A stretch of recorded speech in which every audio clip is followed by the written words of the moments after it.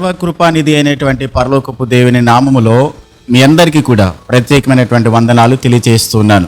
మనలను దేవుడు ఎందుకోసం పిలుచుకున్నాడో అన్న ప్రాముఖ్యమైనటువంటి వాస్తవాలు బైబిల్ గ్రంథంలో నుండి మనం నేర్చుకుంటూ ఉన్నాం. పరిశుద్ధులుగా ఉండడానికి దేవుడు మనల్ని పిలిచాడని, సమాధానముగా ఉండడానికి దేవుడు మనల్ని పిలిచాడని, మూడవది ఆయనతో సహవాసం చేయడానికి దేవుడు మనల్ని పిలిచాడని, మేలు చేసి కూడా బాధను అనుభవించడానికి మనం పిలువబడ్డాము అన్న వాస్తవాలు మనం నేర్చుకోవడం జరిగింది. ఈ రోజున పేతురు రాసిన మొదటి పత్రిక 3వ అధ్యాయం 9వ వచనములో ఆశీర్వాదమునకు వారసులవుటకు మీరు పిలువబడితిరి గనుక కీడుకు ప్రతి కీడైనను దూషణకు ప్రతి దూషణ అయినను చేయక దీవించుడి. ప్రభు మనలను పిలిచింది ఆశీర్వాదమునకు వారసులుగా ఉండడానికి ప్రభు మనల్ని పిలిచాడు. ఆది కాండములో సర్వలోకాన్ని సృష్టించినటువంటి దేవాతి దేవుడు ఈ సృష్టిని అంతటిని కూడా కలుగ చేసిన తర్వాత మీరు ఫలించి అభివృద్ధి చెందండి అని చెప్పని ఈ భూమిని నిండించండి అని ప్రభువే ఆశీర్వదించాడు. మన దేవుడు ఆశీర్వదించే దేవుడు. మన దేవుడు ఆశీర్వాదానికి కారకుడైనటువంటి దేవత దేవుడు. తన బిడ్డలెప్పుడు కూడా ఆశీర్వదించబడాలని చెప్పని దేవుడు ఇష్టపడే దేవుడు. కొన్ని సందర్భాల్లో కొంతమంది దేవుని బిడ్డలు దేవుని యొక్క మేలులు వారి జీవితాలలో పొందలేకపోవడం మనం చూస్తూ ఉంటాం. ఎందుకు అలా జరుగుతుంది? దేవుడేమో ఆశీర్వదించే దేవుడు, దేవుడేమో మేలు చేసే దేవుడు, తన బిడ్డలు ఎప్పుడు కూడా మంచిగా ఉండాలని దేవుడు ఆశపడేటువంటి దేవుని బిడ్డలు ఇంకా దేవుని ఆశీర్వాదాన్ని పొందలేకపోవడానికి గల కారణం ఏంటనంటే వాక్యం సెలవిస్తూ ఉంది. యెషయా గ్రంథము 59వ అధ్యాయం 1వ వచనంలో రక్షింపనేరకున్నట్లు ఆయన హస్తము కురుచి కాలేదు, విననేరకున్నట్లు ఆయన చెవులు మందం కాలేదు. మీ దోషములు మీకును మీ దేవునికి అడ్డముగా వచ్చును, మీ పాపములు ఆయన ముఖమును మీకు మరుగుపరిచెను గనుక ఆయన ఆలకింపకున్నాడు. ఆశీర్వదించే దేవుని నుండి ఆశీర్వాదం పొందకపోవడానికి గల కారణం ఏంటంటే వాక్యం సెలవిస్తుంది, మనం చేసిన అపరాధములు, మనం చేసిన పాపములే. దేవునికి వ్యతిరేకంగా మనం మాట్లాడిన మాటలు, దేవునికి వ్యతిరేకంగా మనం చేసినటువంటి అతిక్రమ క్రియలను బట్టి ఆశీర్వదించేటువంటి దేవుని నుండి మేలును మనం పొందలేకపోతున్నాం. కాబట్టి మన విశ్వాస జీవితంలో నిజమైన ఆశీర్వాదాన్ని పొందలేకపోవడానికి గల ప్రాముఖ్యమైన ఒక కారణం ఏంటంటే మనం చేసిన పాపములే. దేవుని నుండి వచ్చేటువంటి ఆశీర్వాదమే మన పాపములు అడ్డుపడుతూ ఉన్నాయి. కాబట్టి దేవుని వాక్యం సెలవిస్తుందంటే మనలో ఉన్నటువంటి అపరాధమును, పాపమును దేవుని దగ్గర ఒప్పుకొని విడిచిపెట్టి అది చేయకోకుండా దేవుని చిత్తాన్ని చేయడానికి తీర్మానించుకున్నట్లయితే దేవుని ఆశీర్వాదాన్ని మనం పొందుకోగలుగుతాం. ఆశీర్వదించే దేవుని నుండి ఆశీర్వాదం పొందలేకపోవడానికి మనం ఆశించినవి, మనం అనుకున్నవి మన జీవితాల్లో ఎందుకు జరగట్లేదని అంటే మనం దేవునికి వ్యతిరేకంగా బ్రతుకుతున్నామేమో, దేవునికి ఇష్టమైన కార్యాలు చేయట్లేదేమో, దేవుని ఆశించిన పద్ధతిలో మనం బ్రతకట్లేదేమో, దేవుడు కోరుకున్నటువంటి ఆశీర్వాదాన్ని ఇవ్వడానికి అనుకూలమైనటువంటి ప్రవర్తన మనలో లేదేమో పరీక్షించుకున్నట్లయితే ఒక్కసారి మనము చెక్ చేసుకోవాల్సిన అవసరం ఉంది. అంతేకాదు మీరు ఆశీర్వాదమునకు వారసులుగా ఉండడానికి పిలిచాడు. ఆశీర్వాదం అనేది మనకి దేవుడిచ్చిన వారసత్వం అండి. ఎందుకు, ఎలా వచ్చింది మనకిది? గలతీయులకు రాసిన పత్రిక 3వ అధ్యాయం 13-14 వచనాల్లో అబ్రహాముకి ఇచ్చినటువంటి ఆశీర్వచనము యేసుక్రీస్తు నందలి విశ్వాసము ద్వారా అన్యజనులైనటువంటి మనకు దేవుడు అనుగ్రహించాడు. నిజానికి ఆశీర్వాదము, వాగ్దానాలు, నిబంధనలు ఇవి మనకి లేవు. బైబిల్ ప్రకారం మనం అందరం అన్యజనులం. అయితే అన్యజనులైనటువంటి మనకు దేవుడు అబ్రహాముకి ఇచ్చినటువంటి ఆశీర్వాదాన్ని కూడా దేవుడు మనకి ఇచ్చాడు. దానికి మనము వారసులమయ్యాం. ఎలాగయ్యాం?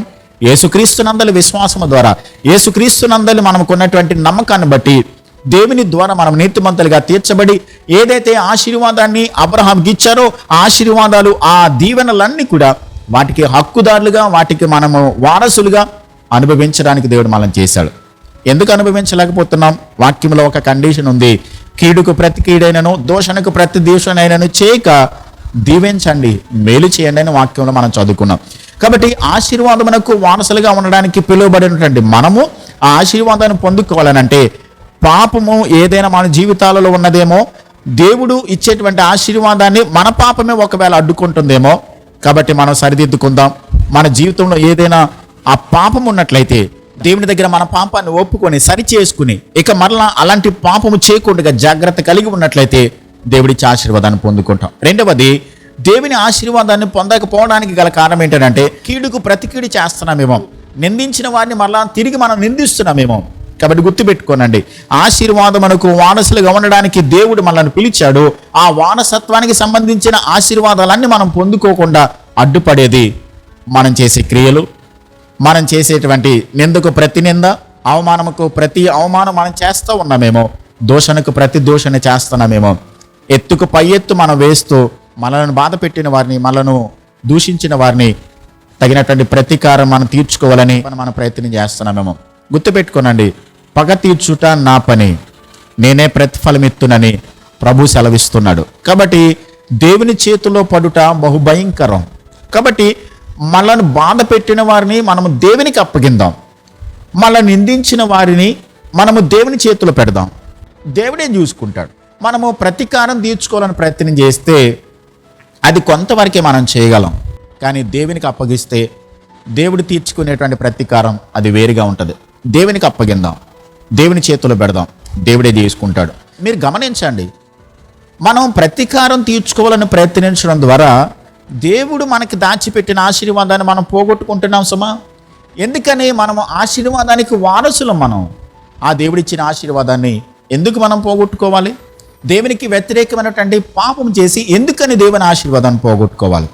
కాబట్టి ఆశీర్వదించే దేవుడు తన బిడ్డలు ఎప్పుడు క్షేమంగానే ఉండాలి, తన బిడ్డలు ఎప్పుడు ఆశీర్వాదకరంగా ఉండాలని దేవుడు ఆశపడుతున్నాడు.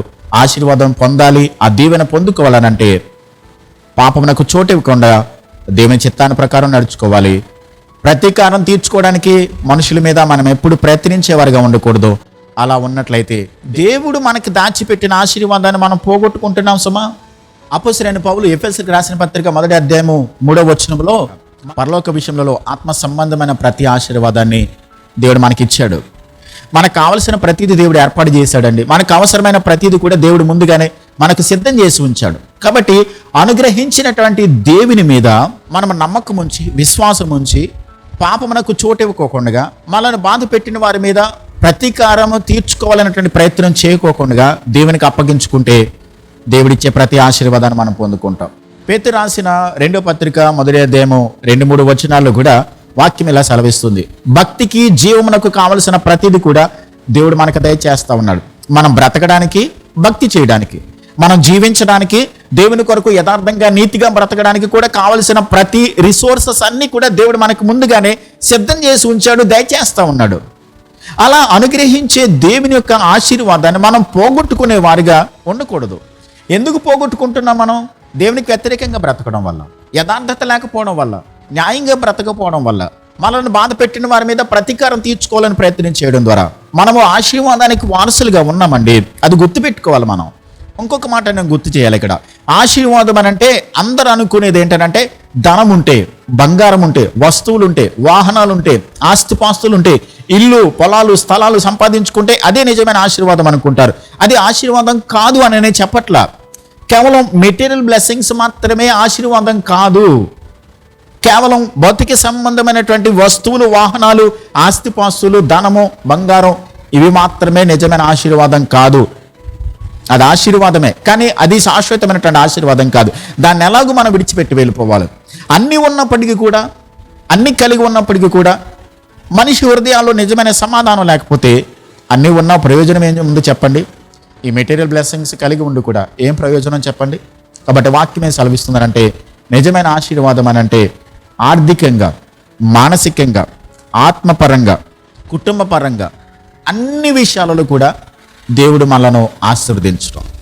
కేవలం ఒక్క ఏరియాలో మాత్రమే కాదండి, అన్ని విషయాల్లో, అన్ని పరిస్థితులలో, అన్ని సందర్భాల్లో, అన్ని ఏరియాల్లో కూడా దేవుని ఆశీర్వాదాన్ని చూడడమే అది నిజమైన ఆశీర్వాదం. అది దేవుడు మనకి ఇచ్చేటువంటి శాశ్వతమైన ఆశీర్వాదం. కాబట్టి దానిని సంపాదించుకోవడానికి దేవుడు మనకి అర్హతనిచ్చాడు, హక్కునిచ్చాడు. వాటికి మనం వారసులం. ఆశీర్వాదం మనకు వారసులుగా ఉండడానికి దేవుడు మనల్ని పిలిచాడు. అయితే వాటిని సంపాదించుకున్నామా? ఆ పిలుపుకు తగ్గట్టుగా మనం నడుచుకుంటున్నామా? ఆ పిలుపుకు తగ్గట్టుగా నడుచుకోవడం అని అంటే పాపానికి దూరంగా బ్రతకాలి.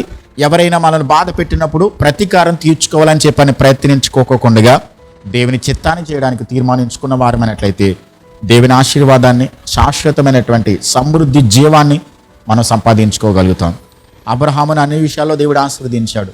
యోబును అన్ని విషయాల్లో దేవుడు ఆశీర్వదించాడు. అన్ని ఏరియాలో దావీదును దేవుడు తన భక్తులని చెప్పబడినటువంటి వారందరిలోనూ కూడా దేవుడు తన ఆశీర్వాదాన్ని సమృద్ధిగా వారికి అనుగ్రహించాడు. ఒకవేళ ఆయన ఆశీర్వాదం వారికి ఇచ్చినా ఇవ్వకపోయినా దేవుని సన్నిధి మాత్రం వారితో చాలా సందర్భాల్లో దేవుడు వారికి అనుగ్రహించి నడిపించుకుంటూ వచ్చాడు. కేవలం మెటీరియల్ బ్లెస్సింగ్స్ మాత్రమే కాదు, దేవుని సన్నిధి, దేవుని హస్తము, దేవుని కృప, దేవుని యొక్క కనికరము, దేవుని యొక్క సన్నిధి వారికి తోడుగా ఉండి వారిని నడిపించింది. వారు దేవుని ఆశీర్వాదాన్ని అనుభవిస్తూ కూడా వారు కొంతమందికి ఆశీర్వాదకరంగా ఉండగలిగారు. కాబట్టి వాక్యాన్ని బట్టి మనం ఏం నేర్చుకుంటున్నామంటే, ఆశీర్వాదానికి వారసులుగా ఉండడానికి దేవుడు మనల్ని పిలిచాడు. వాటిని అనుభవించడానికి దేవుడు మనల్ని పిలుస్తూ ఉన్నాడు. అయితే ఒక కండిషన్ ఏంటంటే, ఆయన చిత్తాన్ని నెరవేర్చేవారిగా, మనలను బాధ పెట్టిన వారిని మనం బాధ పెట్టుకోకుండా ప్రతీకారం తీర్చుకోవాలని ప్రయత్నం చేయకోకుండా దేవునికి అప్పగించుకుంటే ఆ దీవెన ఆశీర్వాదాన్ని తప్పకుండా మనం పొందుకోగలుగుతాం, అనుభవించగలుగుతాం. అలాంటి కృప దేవుడు మనకి ఇవ్వాలని ప్రార్థన చేద్దాం. ప్రేమ కలిగిన మా కన్న తండ్రి, మా గొప్ప దేవా, మీకు స్తోత్రాలు. ఆశీర్వాదమునకు వారసులుగా ఉండడానికి మీరు మమ్మల్ని పిలిచిన దేవుడవు. కాబట్టి ఆశీర్వాదాన్ని మేము పొందుకోవడానికి ప్రభా అన్ని ఏరియాల్లో, అన్ని పరిస్థితులలో కూడా మీ దీవెన ఆశీర్వాదం సమృద్ధిగా ఈ వాక్యం వింటున్న ప్రతి ఒక్కరు కూడా సమృద్ధిగా అనుభవించడానికి మీ కృపనివ్వండి. ఆశీర్వాదమునకు వారసులుగా ఉండడానికి పిలిచిన మా కన్న తండ్రి, ప్రతి ఆశీర్వాదం కూడా, ప్రతి దీవెన కూడా మీ బిడ్డలందరికీ మీరు కలుగ చేసి మేలు చేసి కాపాడు. మీ నామమునకు మాత్రమే మహిమ తెచ్చుకుని సహాయం చేయమని, మీ దైవిక సమాధానం ప్రతి హృదయాలు స్థిరపరిచి మీరు మాత్రమే మహిమ పొందుమని యేసయ్య నామములో ప్రార్థించి వేడుచున్నాను మా పరమ తండ్రి. ఆమేన్.